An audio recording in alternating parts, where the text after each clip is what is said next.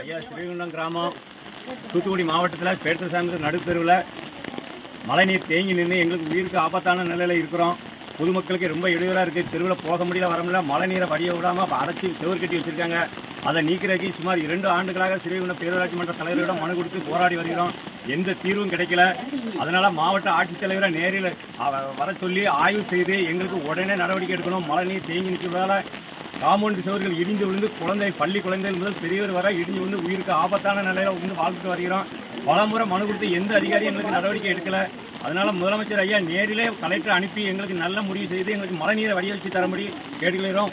2023 December 17-18 நடந்த பெரும் வெள்ளத்தில் எங்கள் தெருவு வீடு எல்லாமே அடித்து செல்லப்பட்டது. ரொம்ப பாதிக்கப்பட்டிருக்கோம். அதனால் மழை நீரை அடைச்சி வச்சிருக்கிறத அகற்றி எங்களுக்கு மழை நீரை வடிய வச்சு பொதுமக்களுக்கு நல்ல பாதுகாப்பு தரணும்.